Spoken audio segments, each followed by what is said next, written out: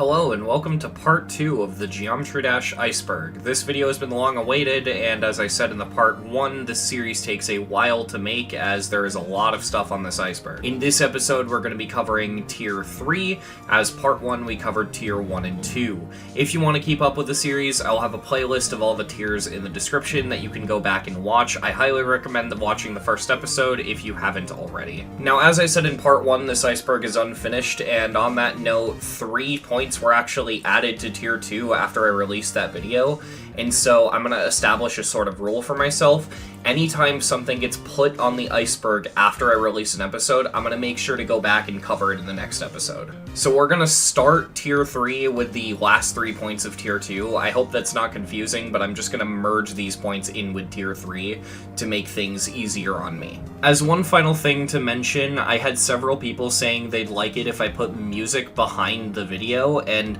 I don't usually do that because I'm always afraid that either the music will be too loud and too quiet, but I'm just going to wing it with this video. This video is going to have some sort of background music, probably a video game OST, and just let me know if you like it. With all that said, let's get right into Tier 3. Next up we have the SpaceUK hacking scandal, and if any of you have been following the community in very recent time, you already probably know what this one is, so I'll keep this brief.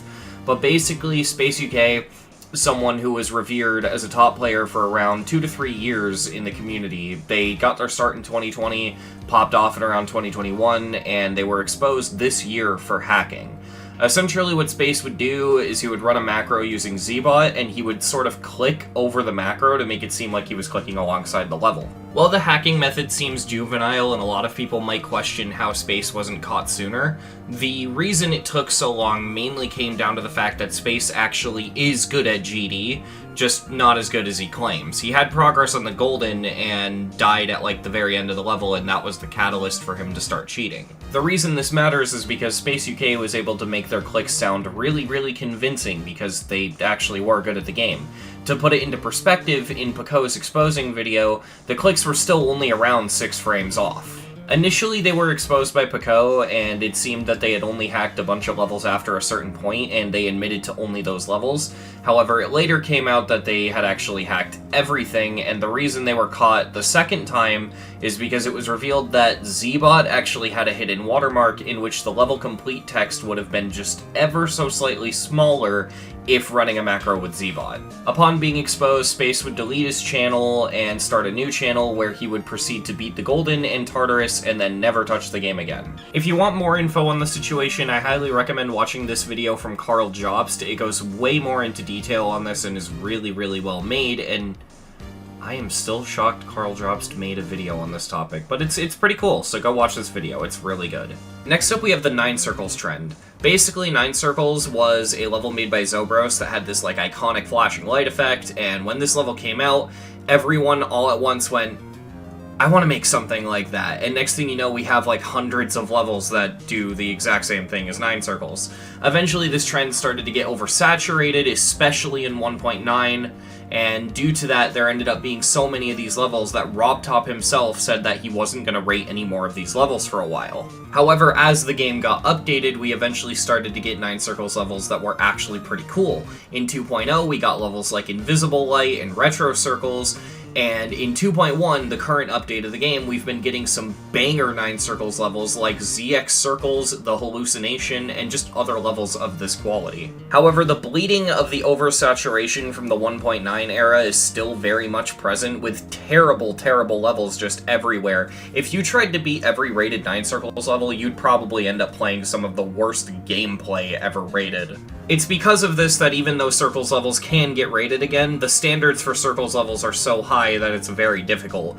You have to do a lot to make your Circles level stand out. Next up we have the Devil Vortex saws. I'm not going to spend too much time on this one because I've actually already made an entire video about this topic, which I recommend you go and watch. It just hit 100,000 views, which I'm honestly blown away by. The long and short of it for this video is just simply that Tosh Deluxe, when he quote-unquote verified Devil Vortex, everyone noticed that there were a bunch of saw blades on top of the level. The saw blades themselves would become a visual gag and kind of a meme that'd get passed around in the GD community, but the real reason these saw blades are here, as exposed by Nepesta, is he autoed the entire end of the level, and if that's the case, he would have had to remove the pads that made it auto after uploading the level, which means that he probably had to replace those objects because he showed his object count in the editor at the end of his verification.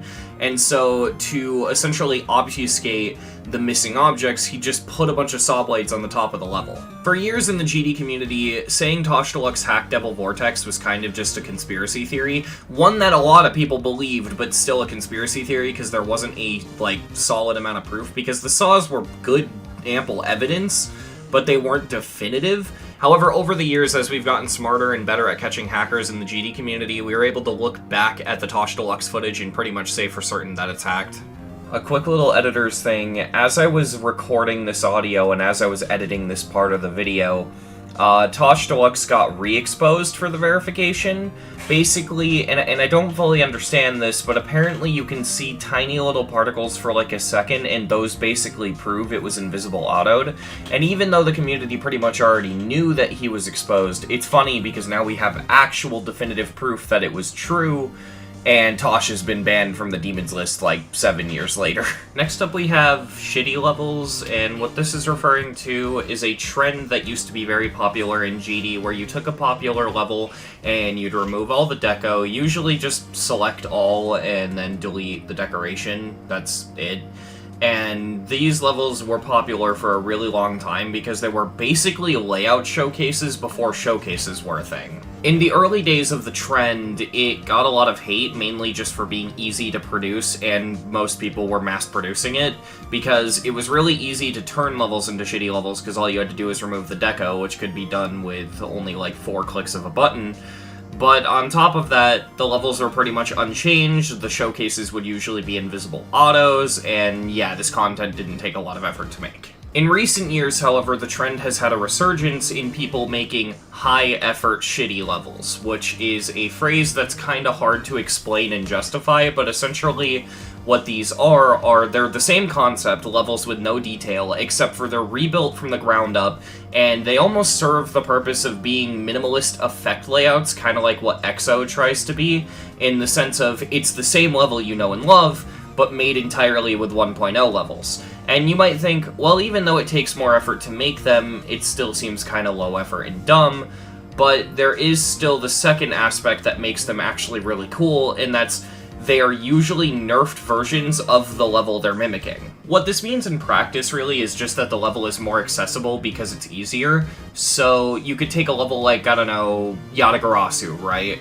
Maybe you really want to beat Yatagarasu, but you find that it's way too hard for you, so instead you could turn around and beat shitty Yatagarasu. Due to the shift in focus with the trend, mixed with the fact that some of these are genuinely well made despite having minimalist detail, and if you want to know what I mean by they're well made, look at levels like shitty Slaughterhouse or shitty Limbo. They clearly had a lot of effort put into them, and all that stuff considered, these levels are actually pretty well loved by the GD community, to the point where an entire list ranking them by difficulty has been created, called, well, the shitty list. Or the TSL, as everyone puts it. And make no mistake, I say that the point of these levels are to be easier versions of their counterparts. The top levels on the TSL are still extremely difficult. Next up we have usernames with spaces. This is referring to the fact that it used to be possible to actually put a space in your username in the early days of GD. Fun fact, the creator of this Iceberg's GD profile actually happens to be one of these accounts. As you can see here, Noob's GD account actually has a space in between NO and OB. The feature was removed mainly because it was extremely easy to impersonate people using this feature, and if you're wondering how that was possible, I could actually show you right now. So if we head up to the search bar and we type in Riot and we hit this, we get Riot's account, which is pretty normal.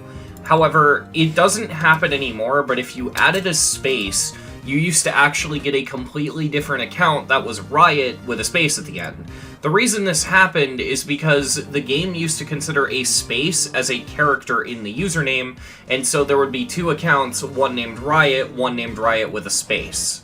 And because of this, impersonation was everywhere. There is still another issue of if someone was doing this with a word after the space, it would still work. Of course, you can't make these accounts anymore, but if you have one, you can still use it for this purpose. So say if I type in RobTop, I get RobTop's normal account, as expected, but if I type in with a space, RobTop Games, I get a completely different account pretending to be RobTop.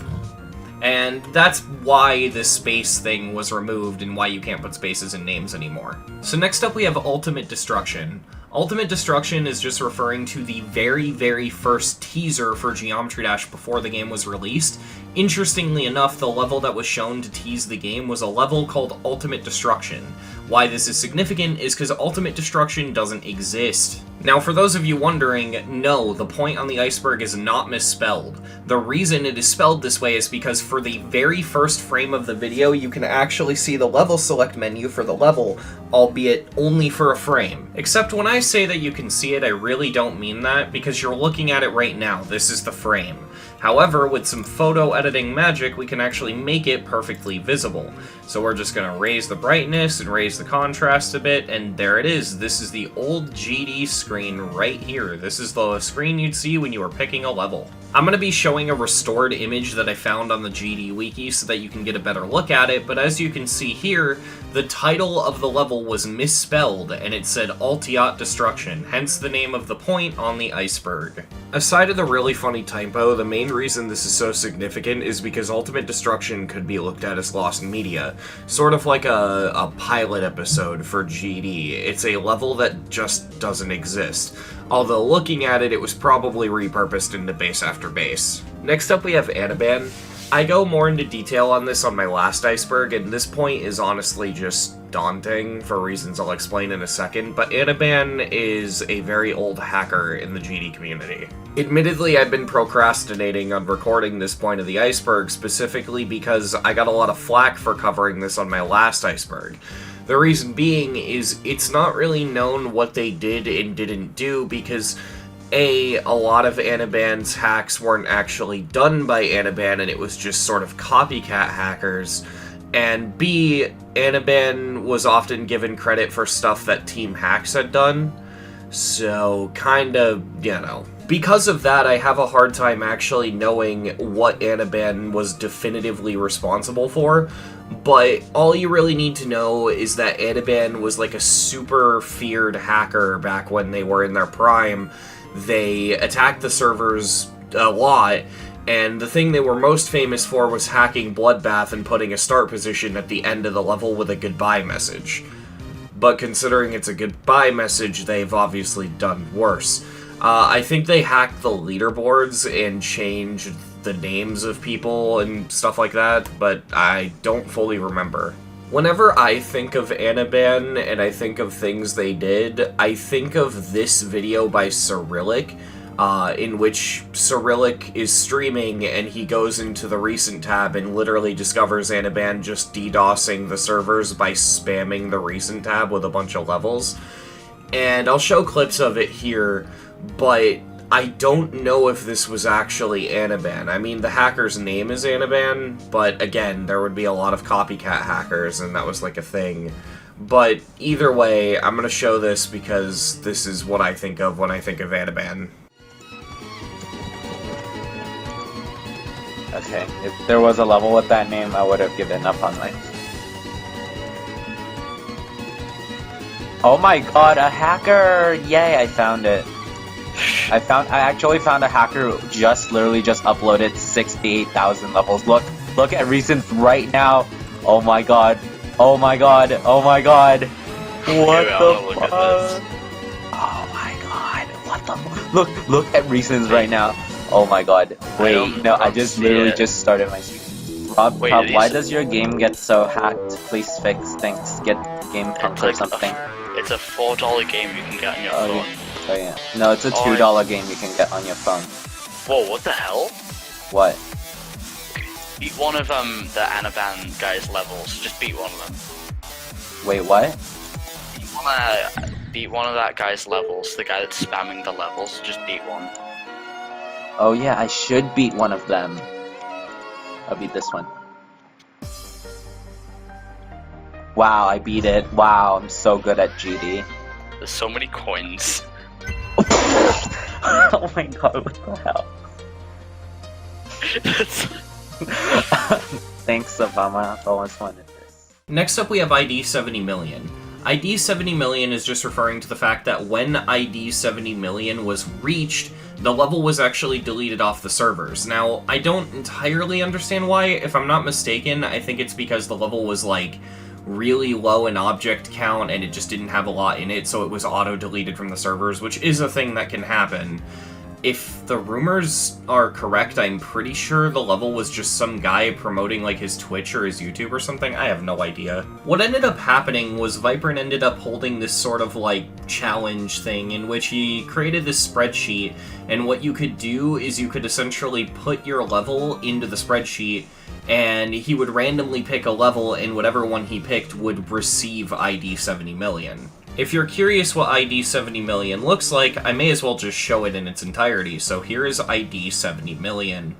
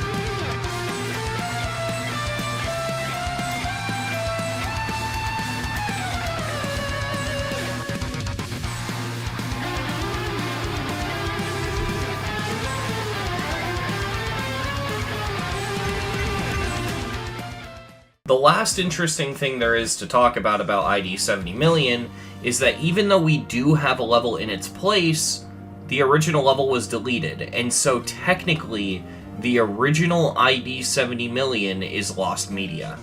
Just something to chew on. Next up we have Geometry Dash forums. I'm gonna be honest, there isn't a lot to say about this one. It's just a fan-made forum for Geometry Dash that used to be super popular. I'm pretty sure it's still used, but its popularity is nowhere near as big as it used to be.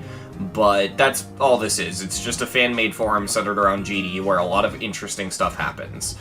This is a setup for later things in the Iceberg, and so without elaborating on it too much now, there are going to be things on this Iceberg about the GD forums or involving the GD forums, so this is a good one to keep in mind for later. Next up we have the Hertz gravity change. What this is referring to is just the simple fact that playing on higher refresh rates will actually change the physics of the game. This topic is really complicated, and you could go really deep into it, but the best way I think I could explain this is to explain what a tick is. A tick is basically a form of measurement in GD. It's kind of hard to explain, but all you really need to know is that on every single tick is a point where the player can jump. So if you click between two ticks, it will jump on the next available tick. For some reason, due to the way Geometry Dash is programmed, the amount of ticks you have per second is tied to how many frames you have per second. Now that wouldn't be so bad if it wasn't for the fact that the amount of frames you have per second is tied to your monitor's refresh rate. What this means is that most people would have a 60Hz monitor, so the intent was probably to have 60 ticks per second. The problem is if you have a higher end monitor, like a 240Hz monitor, this means you instead have 240 ticks per second. And that gives you an advantage because it gives you the ability to make more precise movements. It does a lot of wonky things to the game's physics, like making certain parts impossible that aren't normally impossible, making it easier to control the ship in wave, and just overall it messes with the game's physics in a very unhealthy way. This is a problem because this basically makes Geometry Dash pay to win, because the better the monitor you have, the better the game's physics will be, and the easier the game will be to control. The solution to this ended up being to develop a mod called FPS Bypass, which allows you to change the game's frame rate without having a high refresh rate, but this led to another problem. Modding the game like this could be labeled as a form of cheating, and while it's not that big of a deal to a lot of people, some people could argue that it's very harmful to the game, and Really, all I need to say to get you to understand why this is controversial, look at any of the top players that are beating levels like Slaughterhouse. They're not going to beat Slaughterhouse on 60 Hz. Or if they do, it's going to be significantly harder than beating it on 360. Lots of people argue that we probably shouldn't have allowed FPS bypass, and that instead we probably should have required players to go into their monitor settings and lower their refresh rate, because that's something you can do. You can go into your monitor settings and just set your monitor's refresh rate to 60. However, that also causes a problem, as that causes degradation to the game's visual quality in stuff like screen tearing and resolution drops. Basically, all in all, it's a lose-lose situation, and in normal circumstances there would be no way to fix this problem, but luckily with 2.2 right around the corner, one of the things we know about 2.2 is that it's unlocking frame rate, so you can basically change your frame rate to whatever you want, but it's locking the TPS to 240. So everyone will be playing on 240 ticks per second, but you can set your frame rate to literally whatever you want, which I think is definitely the best thing Rob could have done to fix this. Next up we have macrobots, which is again a very similar point. In fact, we already referred to it when we were talking about the SpaceUK situation. Basically, there are tools and mods made by the GD community that allow you to bot and essentially create TASs of GD levels, minus the speedrun part of tool-assisted speedrun. Just tool-assisted runs. TARs, I don't know. Basically, the way these tools work is you can play a level in practice mode while the bot is recording, and then save all of the inputs during your practice run, and then it'll repeat those inputs back during a full run. It's basically the main way impossible levels get showcased nowadays, and if you're curious how good these showcases look, all of the levels you've been looking at background footage of for this video have been macros, so if that gives you an idea, then yeah. Next up we have Skull.OGG, and oh boy do we have a rabbit hole to go down with this one. Skull.OGG is a creepypasta that has been making the rounds for a long time, and it's not good. And I don't even just mean that in the way people who talk about creepypastas will say a story like Jeff the Killer is bad, because yes, that story is bad, but you know. I mean, like, this story is so badly written that it was taking off the creepypasta wiki for quality reasons. It's that bad. Okay, in fairness, that doesn't really mean much because a majority of these stories were taken off the creepypasta wiki for quality reasons. Creepypastas in general are not as good as you probably remember, although some of them are good. Point is, this story is worse than, like, all the bad creepypastas you're probably familiar with. The story itself is very simple. Basically, a kid trying to write an essay is dealing with a power outage, and so he pulls out this old laptop, only to realize that his account on the laptop is deleted, and there's a mysterious file named Skull.OGG. Upon running it, it plays some really weird audio, and there's, like, code in it, and that's the basic idea. Now, like I said, this story is really badly written. Like, it actually shows you the code from the file that he runs, and for all intents and purposes, this code, it means nothing. Like, it is straight up just garbage code. Not to mention, it's filled with broken English, and overall the story just feels like a first draft. For example, there's a part where in the actual code, it says +S and +H, and then below that it says, "Echo, in the name of God, do not run this with the plus signs to minus signs." So what that is telling the user is not to change +S and +H to -S and -H. Yet in the next paragraph, there's a grammatical error where they say they changed the minus to pluses. They were already pluses. What, are you saying you changed them to minuses and then back to pluses? That doesn't make any sense. The main thing about this pasta is that it comes accompanied with audio, which I can actually play in the background. Basically, as the audio plays, he gets error messages that describe the song in detail, and it's really try-hard and edgy. It's just trying way too hard to be creepy, and it honestly just doesn't work. And I quote, "The piano represents the calling. The small guitar notes represents killing the witnesses. The next piano phrase represents the stealing of transportation. The small guitar then represents the finding of the victims.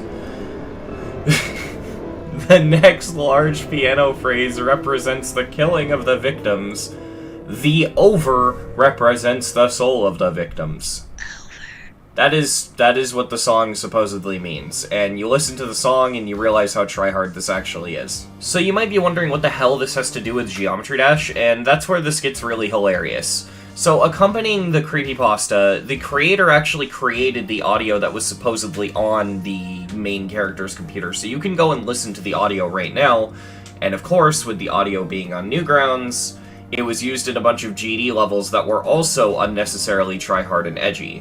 I won't get too into detail on the levels, as I'm pretty sure this also serves the purpose of being a setup for levels later down in the Iceberg, but all you need to know is that this song is unnecessarily edgy, unnecessarily tryhard, and some terrible horror levels would attempt to use it. Next up we have Blacklisted Words. This is literally just referring to the fact that there are a lot of phrases and words that if you search for them in-game, return nothing back even if levels do actually exist with that name.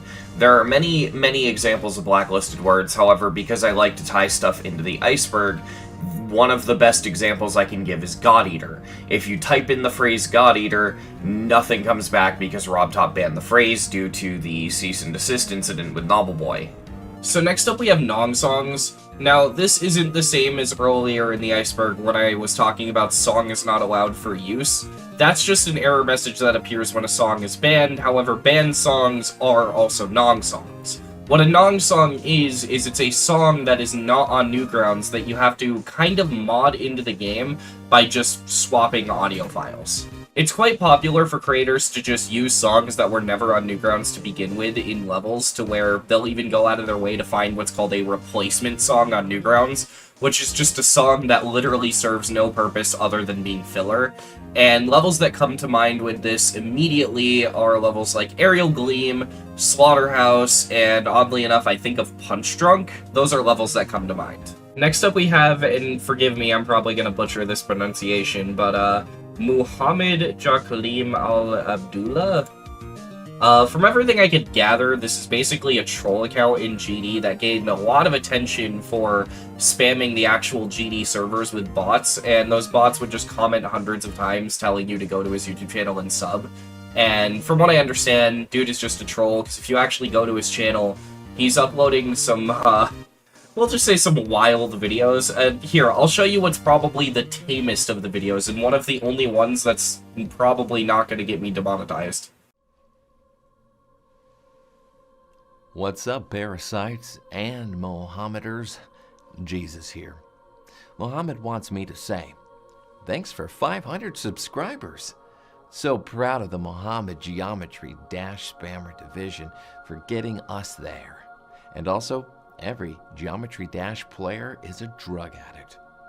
RobTop is a drug kingpin. Subscribe to Mohammed Jakalim Al-Abdula.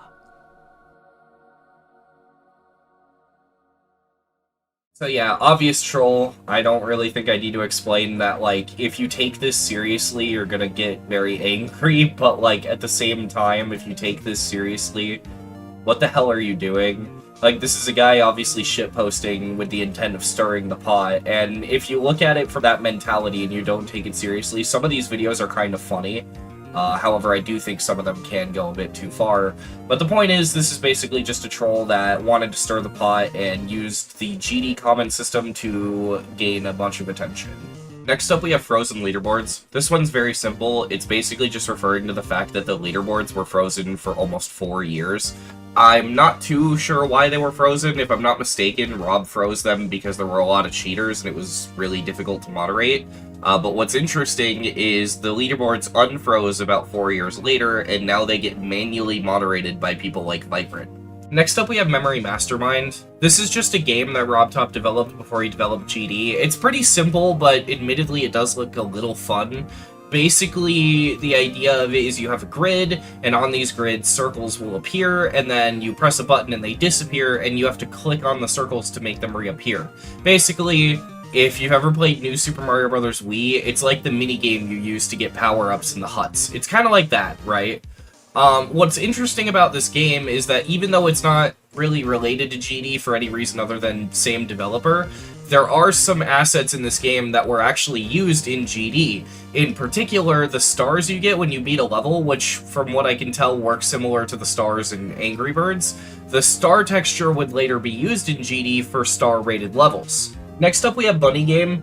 I don't know if I'm missing anything on this one, but if I'm not, this is a very simple point in the Iceberg. However, I feel like there could be more to this, like maybe there's a reason he goes by this name, I don't know.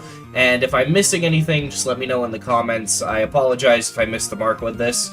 But from what I could gather, Bunnygame is just simply a joke nickname that Funnygame used for himself. Like, he would put it at the end of his levels, other people would put that at the end of levels as a dedication, and it was just a joke nickname from Funnygame, for what I understand. Next up we have death levels, and like, this one is weird, and I don't know how to approach this going into the Iceberg. It's like, the research for this was weird, the topic is weird, the levels are weird.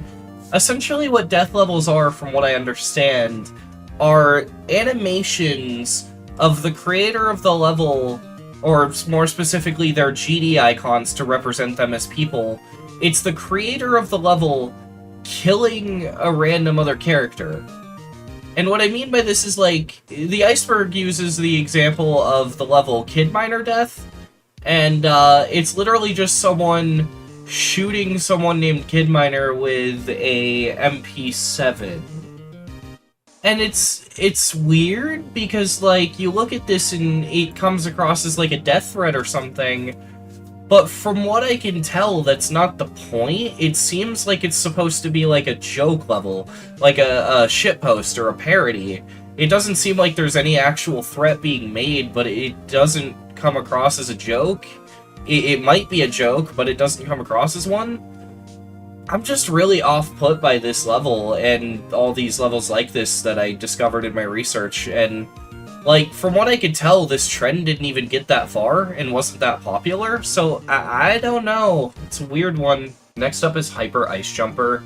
This is referring to a level in the map packs, and for the longest time, the level was, not impossible, but pretty much impossible. You had to do this weird one-frame trick to get past this jump ring jump, and if you didn't do that trick, it would be impossible. However, recently, the level was actually updated by Pause, one of the GD moderators, and now the level works fine. Next up we have Red World, and Red World is interesting. Not only is it one of the first levels to feature the swing copter, but this level has a history of being broken in much the similar way of Hyper Ice Jumper. Basically, at the beginning of the level, you start as the ball, and you have to land on this platform, and after a certain update, the platform's hitbox was actually removed because the block was, like, outright changed, and just weird stuff like that. And so this block actually had its hitbox removed, and because of that, Red World became physically impossible. Just like Hyper Ice Jumper, though, Pause came back recently and fixed this hitbox thing, and now the level works properly. Ever since it was fixed, it was re-rated. Next up we have the TeamHax scandal. Basically a bunch of prominent GD creators, specifically in the modding side of the community, all got together to form a group dedicated to developing mods and finding exploits for the game to use.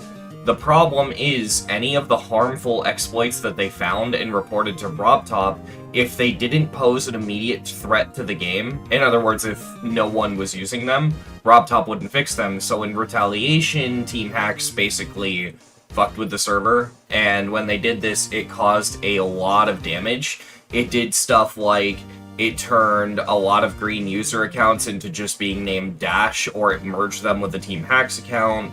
It caused rated demons to be deleted, and just stuff like that. If you really want more information on this, I recommend watching Stormfly's video about the situation. It goes way more in depth than I possibly could in this Iceberg, but that's the basic gist of what happened. Next up we have the Deadlocked green orb bug. Basically, it's a pretty infamous bug, and what it is if you hit the first green orb at the beginning of the first ball in Deadlocked, there is a chance that for some reason, instead of acting as a green orb, it'll act as a blue orb. It's really not known why this happens, and it seems to happen on any device. However, through my testing, I could only get it to happen on 60, and to be more precise, it seems like you have to hit the blue orb just slightly after the first frame, so you can't buffer it, but you have to hit it super early, and then after buffering that, you have to either buffer the green or do the same thing for the green.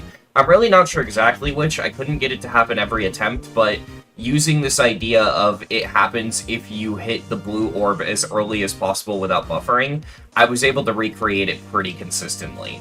Either way, this only worked for me on 60 Hz, so I don't know if it's 60 Hz gated. Maybe it works on higher frame rates, I'm not sure. This bug is just odd in general, and I'm pretty sure it's being fixed in 2.2, but don't quote me on that.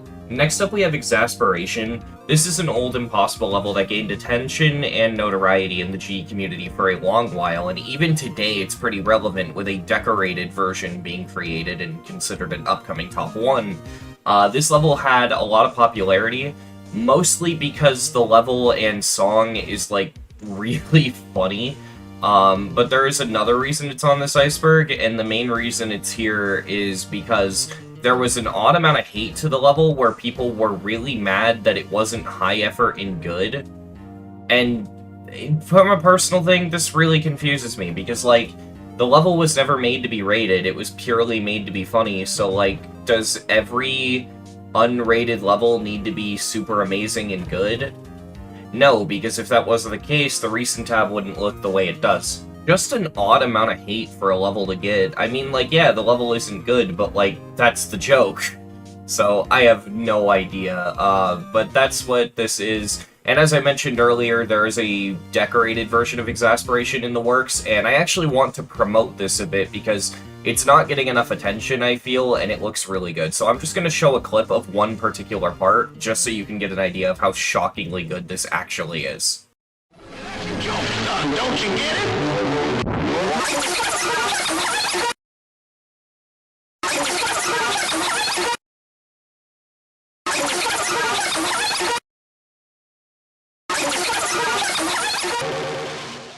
Next up we have Save As. This is a Geometrish level that's meant to represent what it's like going through the stages of dementia. It's kind of like if Everywhere at the End of Time was a GD level and not an 8-hour album. This level is simultaneously praised and criticized. It's praised because of how well it portrays its message and where it stands as an art piece within GD. It's criticized because its gameplay is horrible and it's not that fun. Plus, the level is really, really buggy, and overall, there's just a lot of issues with the gameplay. However, I feel that that doesn't truly matter too much, because I kind of compare it to Collab level in the sense of, even though it's rated, it's clearly meant to be watched and not played. Next up, we have the Impossible Levels list, or as I'm going to refer to it from here on out, the ILL. The ILL is a list of impossible levels ranked by difficulty, which is already a bit of a logical farce, but whatever, we're gonna ignore that. So basically what this is just a bunch of levels based off of theoretical difficulty listed on a list, and this is a massive list. It goes down thousands of levels. The thing about the ILL is that it's really, really popular, probably the second biggest list in this game aside of the Pointer Great Demon list. And it's generally well respected. However, lately public reputation towards the list has been starting to dip a little bit in regards to the staff of the ILL treating the level creators not so great, so much so that Scub decided to pull his levels from the list. If you ignore that, though, this is a really interesting list that you can go and look at, and it has a lot of really interesting impossible levels. It's got a bit of lost media on it, like it's got the restoration for Element 111RG, it's got the old version of Tartarus, and stuff like that. The only other thing I can think of that's worth noting about the ILL that is both controversial and interesting is that the ILL restricts you to being under 15 clicks per second. The reason for this is 15 CPS is I guess the limit to what a human could viably do when they're spamming, and if you're curious, when I spam with 2 fingers, I reach around exactly 15 CPS, so yeah, I guess that kinda checks out. It is a little weird, though, because the reason the ILL claims that they do this is to make the levels, like, basically to keep the levels high quality or something like that, but that doesn't really make sense to me because, like, come on, these levels are not all high quality, some of these are goofy.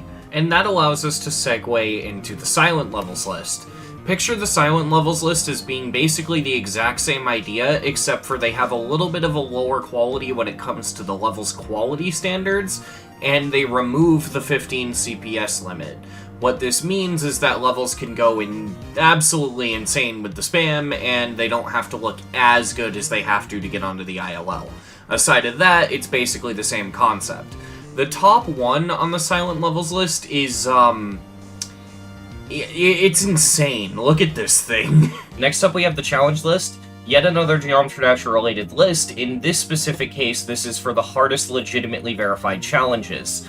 There is no rate requirement because most of these levels are under 30 seconds long, and if you don't know, levels under 30 seconds quite literally cannot get rated. But yeah, the only requirement for this is that the levels have to be legitimately verified. And some of the challenges on this list are excruciatingly and inconceivably difficult. There's some levels off of this list that have hit mainstream in the GD community, stuff like VSC, Final Fantasy, and even stuff like 3 Seconds Hell. Next up we have Smetana, and I apologize if I'm mispronouncing that, but Smetana is a level that used to be very controversial because it was rated Medium Demon despite being seen as way easier than Medium Demon, and on top of all of that, the level is decorated in a way that rubbed people the wrong way. Not in the sense of it being bad, but just controversial because it was strange. However, the reason Smetana is on this Iceberg is because, as I mentioned, its Medium Demon rate was really controversial, and RobTop did actually change it to normal 9 stars, which is weird. And I don't know why this happened. This is not because the level's old either, because I know that there's a lot of levels that are 1 star easy, but this is weird. Next up we have Likebots. There's not much to say about this one. These don't even really work anymore as far as I know, but in the earlier days of the community, it was really common for people to set up bots to mass like their own levels so that they would get into trending. This isn't really a thing anymore, however, sometimes you can still see remnants of it, especially in, like, level request streams and stuff like that. Next up we have Winky Face. What this is referring to is a comment left by Michigan on his profile tab that it's just a winky face. What the deal with this comment is and why it's on the Iceberg is, to my knowledge, this is the most liked comment that wasn't like-botted. Next up we have Disabled High Graphics. This is referring to the fact that when 2.1 first came out, you actually couldn't play on the higher graphics. This was fixed in a bug fix update that came shortly after, called 2.11. To explain why, I'm actually going to specify something about Update 2.1 that not as many people remember due to 2.2's wait taking so long.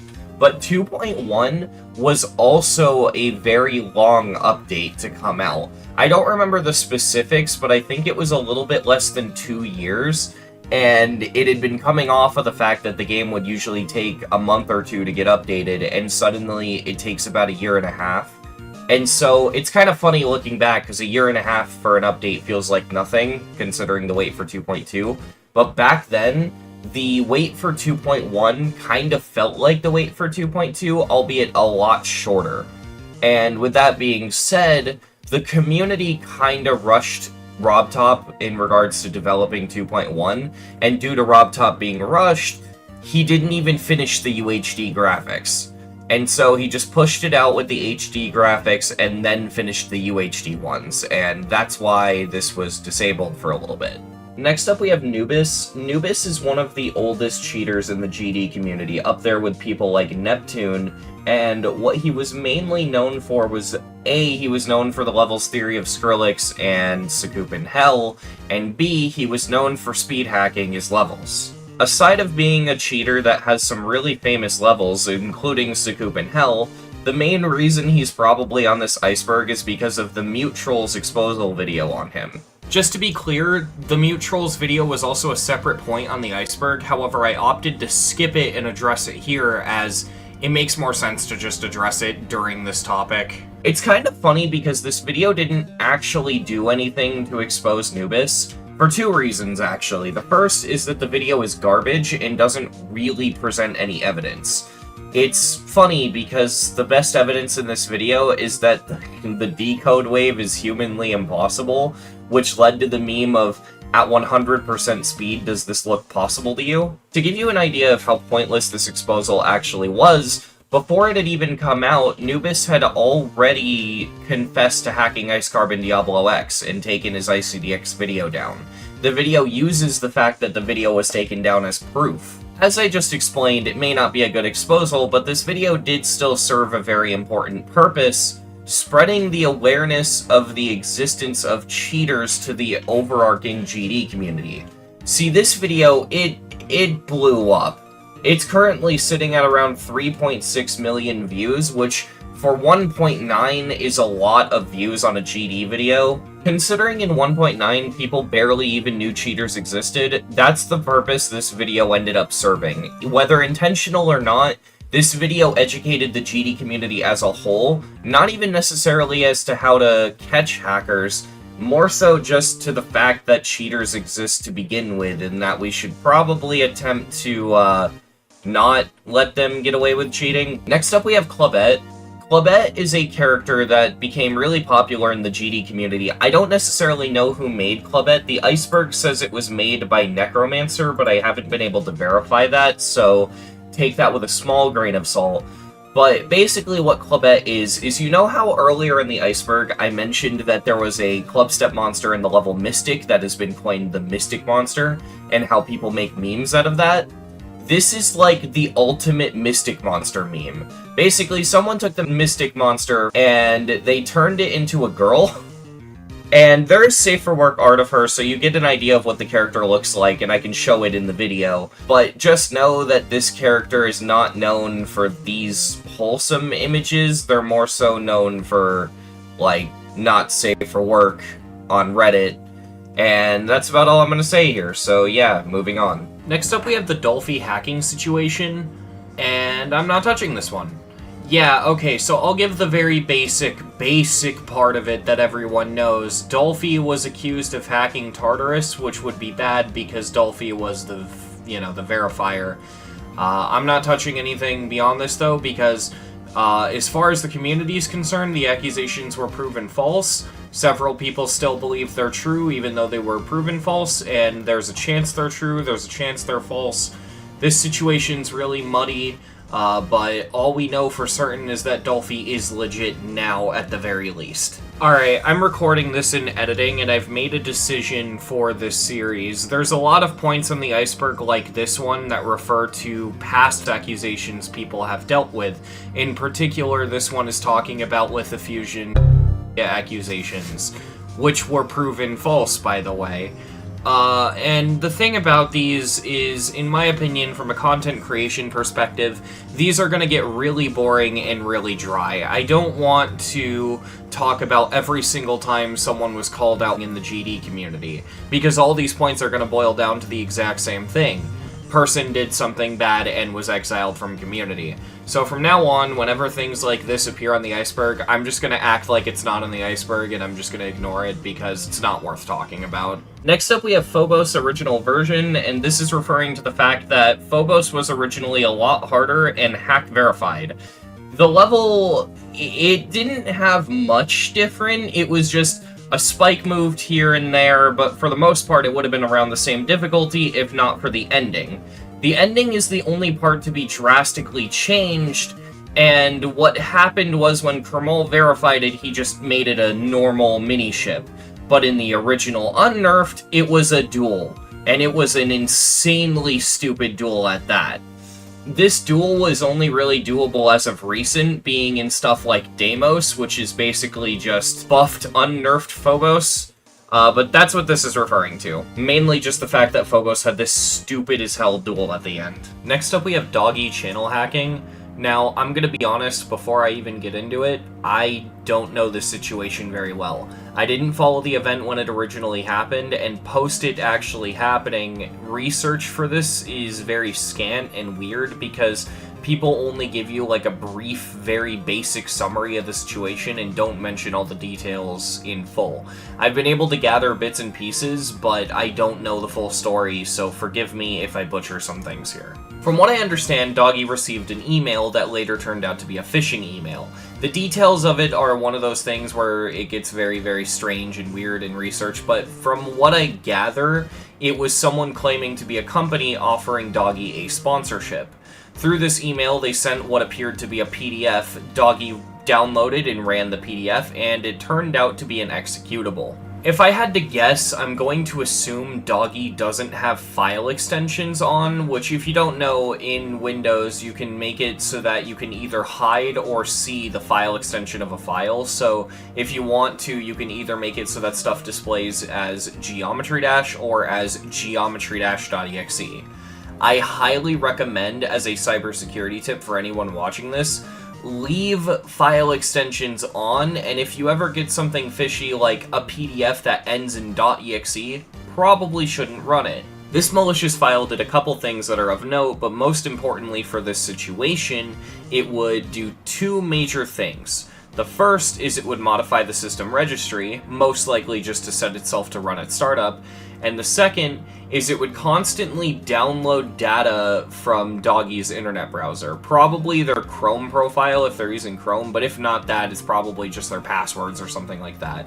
And then it would take this data and send it off to the hacker. Using this information, the hacker was able to get into Doggie's Google account amongst other social media. So after this happens, nothing seems odd to Doggie at first. After all, he doesn't know that he got hacked yet.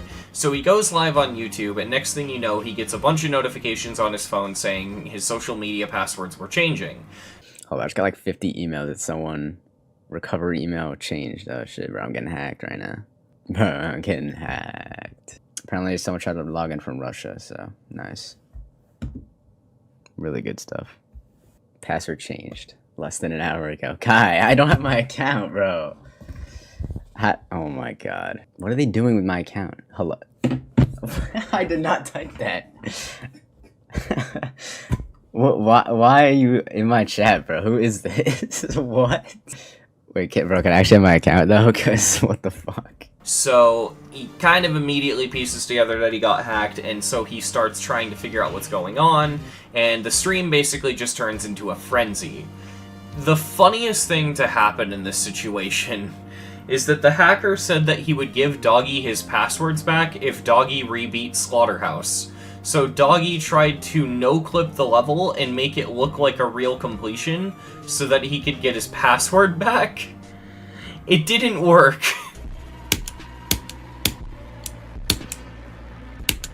Guys, we beat it. Oh my god, my account is back.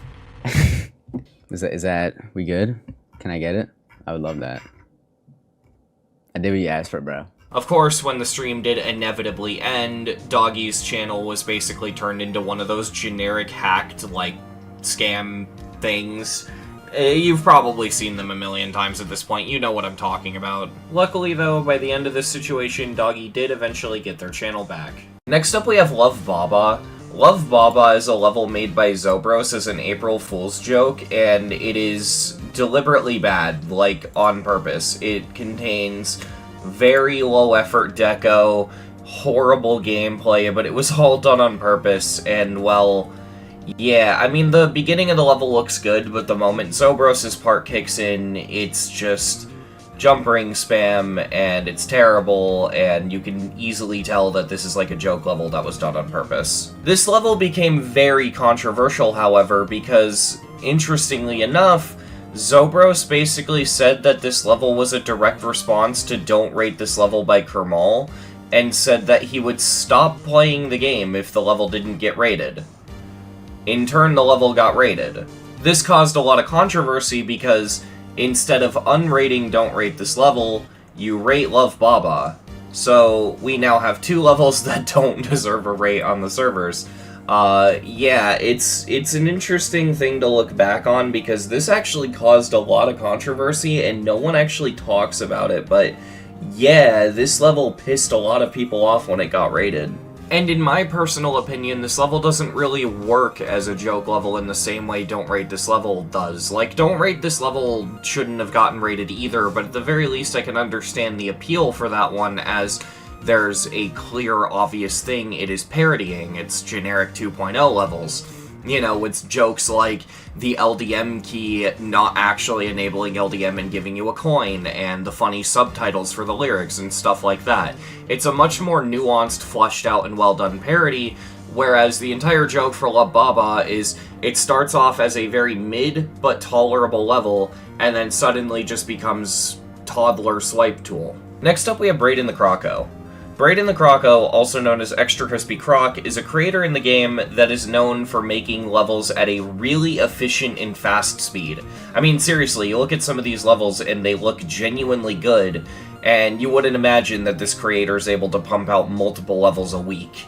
It's genuinely insane what this creator is able to do. However, unfortunately, there was a small blip in GD history where a bunch of people were getting mad at Extra Crispy Croc because I guess they were accusing them of creator points grinding, which, like, even if that's true and that is their motivation, who cares? Because the levels are still high quality and good, and I could understand someone grinding a stat in-game. Now, don't get me wrong, I think going and trying to create a level purely for creator points is a really bad thing and will lead to really bad motivational and mental health problems later down the line, but if that's what they're doing, like, why give them hate for that? The levels are still good. And at the end of the day, it doesn't even seem like that's what they're doing. It seems like the levels are just genuinely coming out that fast because that's how they are as a creator. It's a weird situation, a very strange reason for people to get hate, but luckily it seems a lot of that hate has died down. Also, quick side note, I do know that BraedenTheCroco is trans and goes by she, her, and that she changed her name to BraedenTheCroco. The only reason I referred to her as BraedenTheCroco in this video is simply because that's what the Iceberg referred to her as. And in fairness, a lot of people in the GD community don't even know about this, so hey, I get to point it out here, I guess. Next up we have Mefewe's 98% Sonic Wave fail, and that pretty much sums it up. There isn't much to this one. Although it was very impactful for the GD community. Basically, Mefewe was attempting to verify Sonic Wave before it was, you know, verified, and he had died at 98, which is one of the last parts of the level you could possibly die to, and to make matters worse, Mefewe had buffed the final spam, so there's also that. No! 98! 98! 98! No! No!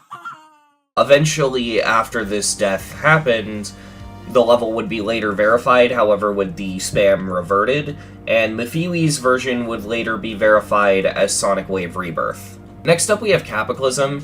Kappaclysm is a Cataclysm remake that is, like, 6-star difficulty, and it's most likely just made for fun, but what makes this level unique and why it's on the Iceberg is not only did it get a rate, but it's also in both the map packs and the gauntlets. Next up we have the Magic Tab change, and unfortunately for this one, I'm kind of coming up empty-handed with the research, and I have no idea what to look for here. So I apologize if this completely misses the mark, and if someone wants to give a more detailed explanation in the comments, I'd appreciate it.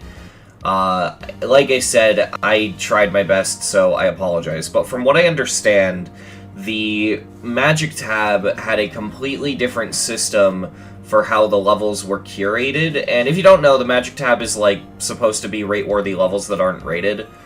I don't know what the old system was, and that's what the research I'm struggling with was. I have no idea what the old Magic Tab system was, but I know that it was controversial and people didn't like it.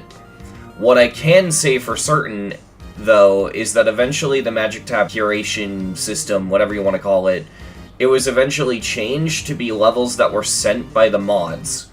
And this was also controversial, but more mixed reaction than negative reaction. Like, there were people that liked this change.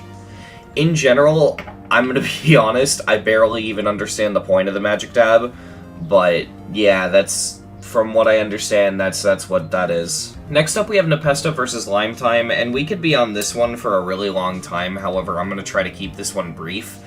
Basically, Nepesta was playing challenge levels on stream, and they were playing a level called Vane, which was made by someone named Lime Time. Lime didn't like Nepesta, and so despite them, they buffed the level and added the N-word to the end screen in the hopes that it would get shown in a video and get them banned. It didn't. Nepesta ended up calling this out in the video and then beating the level anyway, and because of the clip in the video, it led to Lime getting a ton of hate and even death threats, which, obviously, if we can stop for a moment and just say, it doesn't matter what someone does, you shouldn't send them death threats. That is not how you solve a problem like this. That being said, the Vane situation got Lime pretty much chased out of the GD community, and in the video Nepesta made about, like, how people had been harassing him because of the Keynote's reaction, towards the end, he talked about the situation and basically told people to stop harassing Lime. Next up, we have Xmas Challenge.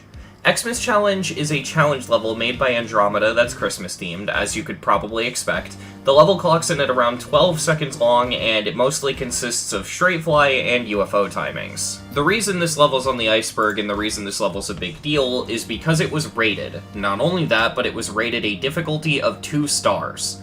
The reason this actually happened is because, unfortunately, levels that are lower than 30 seconds in length, if rated higher than 2-star, will actually trigger the game's anti-cheat when you beat them. So if a level that's lower than 30 seconds is rated, it has to be rated 2-star or auto. That doesn't stop people, however, from asking the very valid question of why was this rated to begin with, and yeah, that's kind of a question I always wonder to this day too. I don't know why this was rated. What I will say is that this is often considered the hardest rated 2-star, although some people will debate that and bring up Double Triple Trial by Michigan. Next up we have Serpents Wrath. This is a level that I actually might be planning on making a video on in the future. I don't know for sure, but because I'm thinking about it, I'm gonna hold back on some of my opinions. However, I don't really need those for the Iceberg, so it's fine. Basically what this level is it's a boss fight level where you fight against a snake, and it's medium demon difficulty, and it looks really amazing. And you might be wondering, why is this on the Iceberg? And that's the coins. It has 3 coins, and one of them, if you collect them, it buffs this medium demon to extreme demon difficulty, which is absurd. It's considered one of the hardest coins in the game. Next up we have ID 10 million. This is literally just referring to the fact that ID 10 million is actually a featured level named 10 million, which is an insane stroke of luck. Oh my god. Next up we have Larga Espera, and I apologize, I'm probably mispronouncing that, I apologize, but what this is referring to is a level made by Nacho21, you know, the creator of Retro Circles and Invisible Light, and it's a 15-minute evolution level. If you don't know, evolution levels are just levels that evolve over time, so yeah, that's the idea. It's 15 minutes long, and it was intended to be the longest rated level in the game, and funnily enough, it took the level 6 years to get rated. And when it was rated, it still ended up being the longest rated level in the game, which is just a little funny. Next up we have 3-Dash. 3-Dash is a fan-made Geometry Dash clone made by Deluge Drop, and its idea is that it's GD, but you can also, like, rotate and control the camera and move around on a 3-dimensional grid, and a lot of people jokingly said that it was 2.2 before 2.2 when it dropped. What Deluge Drop has managed to make here is honestly pretty cool, although if you're a GD fan going into this, keep in mind that this is missing a lot of features that we know GD for, such as a lot of the decoration features and all that stuff, so just go into it with an open mind. The downside is that due to what the base mechanic is, some of the levels are kind of unsight readable, which ironically kind of mirrors some of my fears about 2.2, but whatever. Next up we have Technical 49 versus Cowaretta, and this is an old drama that I just kind of want to briefly touch on because it's on the Iceberg, but I don't want to get too deep into it as Technical doesn't stand by what happened here. So basically what had happened was Technical made a post, and unfortunately I couldn't actually find the post. I don't know if it was supposed to be a video or a Twitter post or what have you. I couldn't find it, but what it was Technical basically saying that the level wasn't good, and that it didn't deserve a rate, and basically just him digging into the level and why he didn't like it. Shockingly enough, the level actually was unrated because of this, although it might have also had something to do with the fact that Technical's fans went and mass harassed the creator of Caloretta. The amount of drama that happened because of this is a lot, and like I said, I don't feel comfortable going into all of it because this event, it's in the past, like everyone has moved on, and I think going forward on the Iceberg, I want to clarify that there are several points like this on this Iceberg that are basically just, hey, at one point in the GD community, this drama happened, and it kind of changed a lot of things, and, well, I get why they're here, and I don't think there's any issue with them being on the Iceberg. I don't really want to cover some of these, because it just serves to dig up old wounds for people who are in dramas that have ended, and I just don't want to start unnecessary drama between other people, so if I ever exclude a point that's on the Iceberg, know that I did it for the sole purpose of I didn't feel it was comfortable or right for me to address it. Next up we have Element 111RG. This is a situation that I cannot sum up for this Iceberg. I can give you a very limited summary that doesn't explain everything, however, I'm gonna recommend you go and watch this Stormfly video, as it explains things way better than I possibly can. All you really need to know for the purposes of this Iceberg, this is an old top 1 hacked impossible level thing that came out like... I don't remember the update number off the top of my head, but it was the update where Electroman Adventures and the Breakable Block was added. And this level is infamous for having some of the most brutal and disgusting gameplay you could imagine. In particular, this little arrangement of breakable blocks where you're the mini ship, and you have to straight fly dead center so that you break both the blocks.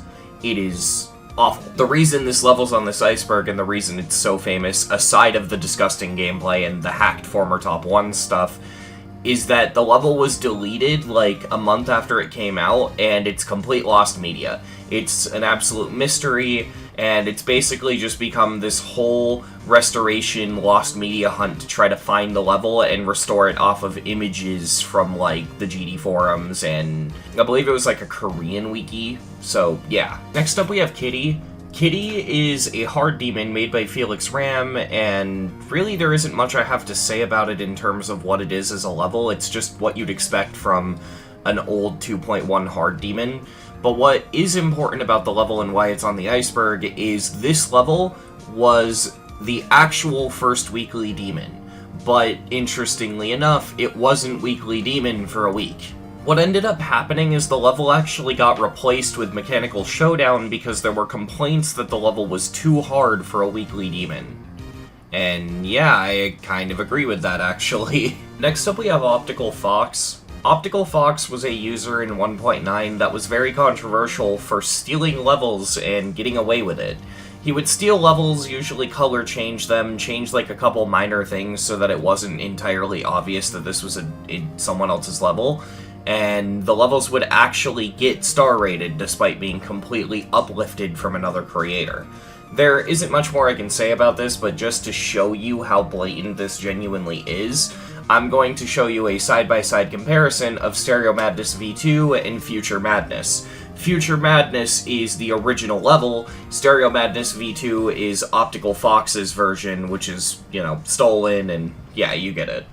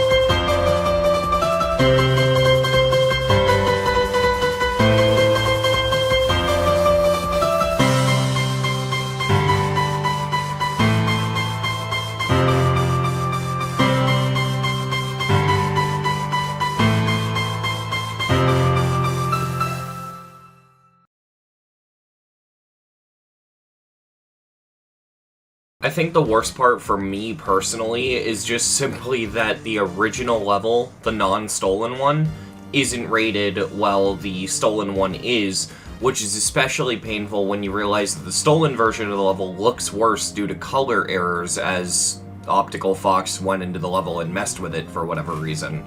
It's like, if you're gonna uplift someone else's level, why change it to make it worse? You might as well just uplift the entire level. Doesn't make any sense. Next up we have Stereo Madness V4. Stereo Madness V4 is actually a level I've already talked about in this video, in which I declared it the worst rated level. And that's also probably why it's on this iceberg, because lots of people consider it to be the worst rated level. Basically, all the level is a direct copy of Stereo Madness. Like, I'm talking, like, this guy found a copyable and he edited it. And all it is Stereo Madness, but with badly placed glow and a constant strobing effect throughout the level. And here's the thing, the strobing effect isn't necessarily that fast. It's actually slower than some visuals I've seen that haven't hurt my eyes, but it's so steady, and because this is a GD level so you need to focus on it, plus the color choices are really harsh, it really starts to bother you, because you stare at this for about a minute and a half, and it starts to really do a toll on your eyes. And yeah, this level is really, like, I considered it dangerous in my video, and I still stand by that. There's been a sort of growing vocal minority basically asking for this level to get unrated, and shockingly it's not because of the low quality, it is literally just because of the aforementioned health risk. People think that this level isn't safe, and that's why they call for it to be unrated, and yeah, I don't get why this was rated in the first place. Next up we have Prophetic Dream. This is an auto level that would eventually be updated by the creator to be an empty void with 3 bronze coins at the beginning. It is literally just a black screen for an elongated amount of time, and hilariously this level is not been reverted back to what it was before the update, and it has also not been unrated. This level is still rated, and it's just an empty level, and I get so much joy from this level. It's so funny because GD Archives uploaded it. I don't know why, but I just find that really amusing. But yeah, it's just a level that was updated to be empty and is still rated. Next up we have Uni Anims, and I'm probably not pronouncing that correctly, and I apologize. This is an animation YouTuber who is most notably put under this iceberg because they made a couple Geometry Dash animations. The most famous of which probably being Dual Portal. These animations, they're kind of hard to describe, like you really have to watch them, but they are genuinely entertaining animations, and there is a lot of creativity in this. Basically, the idea of the Dual Portal animation in particular is that when you go into the duel, they're both different characters. One is evil, one is good, and there's this whole conflict, and it's a really cool idea, honestly. Like, this is a really creative animation breathing with life for such a simple idea. And the main thing that's notable about this video, and why I mentioned the Dual Portal animation over the other ones, is because it's at 52 million views as of recording this, which is an insane amount for a Geometry Dash animation. Next up we have Flappy Bird levels. Flappy Bird levels were levels that basically used the UFO to recreate the game Flappy Bird. They're bad, especially considering the trend picked up when the UFO was introduced, which was pre-1.9. The reason these things are so bad is for 2 reasons. The first is the inconsistent quality across all of them, but usually the quality is bad, and B, how lazy they are and how easy it is to make them. So on the difficulty front, some of them didn't add spikes or any sort of hazard on the bottom or top of the pipe, so unlike Flappy Bird, you could slide on it, which would make it easy.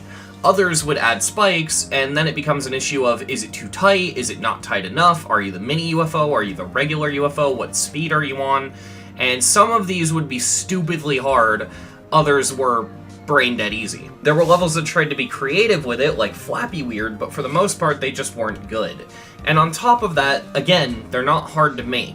All you need to do is make 3 pipes at different positions and then just copy-paste them for the entire length of a level and you get free stars back then. For what I hope is obvious reasons, this trend died out and no one makes these levels anymore. Next up we have Dorabe Quiz.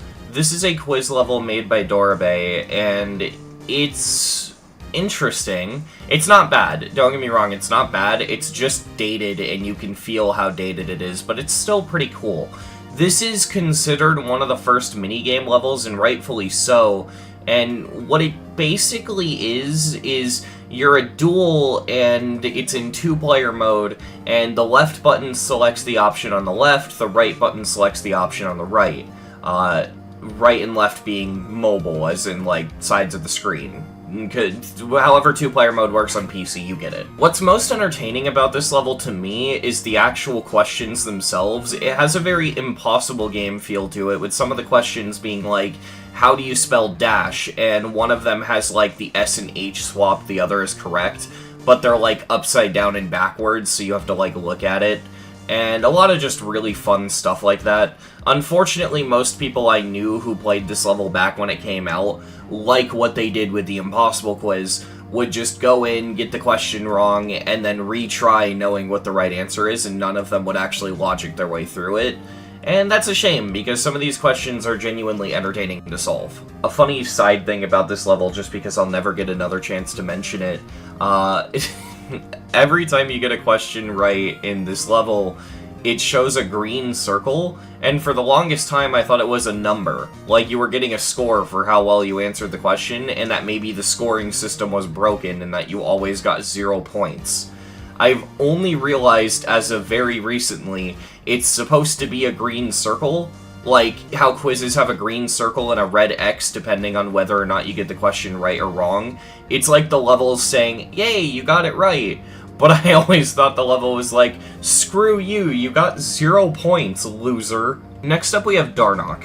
Darnock is one of the first creators to ever touch this game, if not the first. Unfortunately, there's missing level IDs before the one that exists. I think I actually talked about that on the Iceberg, so haha. But as far as we know, Darnock is one of the first creators to touch this game. And you actually probably have played some of Darnock's levels if you've touched any older levels, like anything in the map packs. Just to name off a couple demon levels that he's created, just as an example, he's known for stuff like Chaos Impact, Club Drop, Bionic Button, Sky Realm, To the Grave, Beautiful Chaos, and there's more from there, but you get the idea. Darnock is known as one of the first moderators, as he worked very closely with RobTop, but I think the thing that Darnock is probably the most famous for, aside of maybe some of his demons, is Wave. Which brings us into our next point on the iceberg, Wave. Wave is a level made by Darnock in which you play as the UFO and there are these blue jump rings filling the entire path of the level, and so you have to click to flip gravity and navigate corridors that reminisce of, well, the Wave.